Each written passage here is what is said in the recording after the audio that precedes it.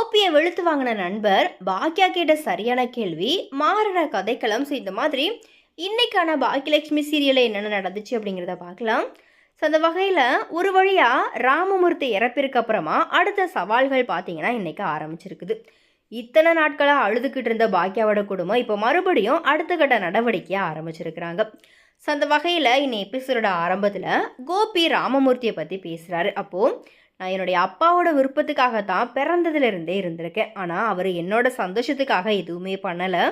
நான் என்னோட வாழ்க்கையில் கல்யாணத்தை என்னோட விருப்பப்படி பண்ணினது வீட்டில் பெரிய தப்பாக போயிடுச்சு. அதனால் எனக்கு மிஸ்டர் ராமமூர்த்தி ஒரு மிகப்பெரிய தண்டனை கொடுத்துட்டாரு. எந்த அப்பாவும் பிள்ளைகளுக்கு கொடுக்காத தண்டனையை எனக்கு கொடுத்துட்டு போயிட்டாரு. அவரோட இறுதி சடங்கு நான் செய்யக்கூடாது அப்படிங்கிற மாதிரி இந்த குடும்பத்தினர் என்னை ஒதுக்கி வச்சுட்டாங்க. நான் என்னோட பசங்களுக்கு நல்ல அப்பாவாக இருந்திருக்கேன், ஆனால் அவர் எனக்கு ஒரு நல்ல அப்பாவாக இருந்ததே இல்லை அப்படிங்கிற மாதிரி சொல்லிட்டு வெளியே வர பின்னாடியே வந்த பாக்கியா கோபியை நிறுத்தி வச்சு கோபி பேசுனதை பற்றி கேள்வி கேட்குறாங்க. அதுக்கு கோபி, என்னோட அப்பாவை பற்றி நான் பேசுனதுக்கு நீ எப்படி பேசணும்னு சொல்கிறியா இந்த மாதிரி கேட்க, அதுக்கு பாக்கியா, நான் உங்கள் அப்பா பற்றி பேசுனதுக்கு எந்த கருத்தும் சொல்ல போகிறது கிடையாது. ஆனால் நீங்கள் ஒரு நல்ல அப்பாவாக இருந்தேன்னு சொன்னீங்கல்ல, அதை என்னால் ஏற்றுக்க முடியாது. நீங்கள் ஒரு நல்ல அப்பா கிடையாது. குழந்தைங்களை நல்லா படிக்க வச்சுன்னு சொல்கிறீங்க. உலகத்தில் இருக்கிற எல்லா அப்பாவும் செய்ய வேண்டிய கடமையை தான் நீங்களும் செஞ்சீங்க. அவங்க வாழ்க்கையில் நீங்கள் என்ன பண்ணீங்க இந்த மாதிரி கோபியை பாக்கியா கேள்வி கேட்குறாங்க.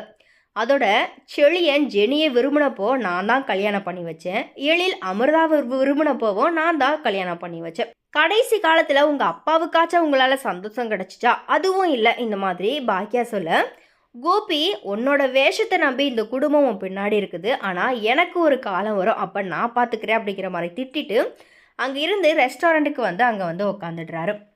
அப்போது அங்கே வேலை செய்கிறவங்க பெரிய கேரியரில் சாப்பாடு எடுத்துக்கிட்டு டெலிவரிக்கு போக, கோபி எங்கே போகிறீங்க அப்படிங்கிற மாதிரி விசாரிக்க, ராதிகா மேம் ஆஃபீஸ்க்கு அப்படிங்கிற மாதிரி சொல்கிறாங்க. அதுக்கு கோபி, 1 மணி ஆயிடுச்சு, இப்போ தான் எடுத்துகிட்டு போகிறீங்களா? எப்போவுமே இப்படி தான் லேட்டாக எடுத்துகிட்டு போயிட்டுருக்கீங்களா இந்த மாதிரி கேட்க, அவங்க சாரி கிட்ட அங்கேருந்து எடுத்துகிட்டு போகிறாங்க. அந்த நேரத்தில் கோபியோட நண்பர் செந்தில் அங்கே வர அவரோட கோபி பேசிக்கிட்டு இருக்கிறாரு. அப்போது கோபி, நீ குடிச்சிட்டு பண்ண வேலையால் ராதிகாவுக்கு ரொம்ப கஷ்டமாயிடுச்சு, இனிமேல் அப்படி பண்ணாத அப்படிங்கிற மாதிரி செந்தில் சொல்ல, அதுக்கு கோபி, நான் குடிக்கிறதுக்கு ராதிகா காரணம் கிடையாது, என்னோட குடும்பமும் அந்த பாக்கியாவால் தான் நான் குடிக்கிறேன் அப்படிங்கிற மாதிரி சொல்கிறாரு. அதுக்கு பாக்கியாவோட ரெஸ்டாரண்ட்டுக்கு போன விஷயத்த சொல்ல, நீ எதுக்கு அங்கே போன அப்படிங்கிற மாதிரி செந்தில் கேட்குறாரு. அதுக்கு எங்கள் அப்பாவுக்கு அஞ்சலி செலுத்த ஃபோட்டோ ஒன்று ஓப்பன் பண்ணாங்க, ஸோ அதுக்காகத்தான் நான் அங்கே போனேன்.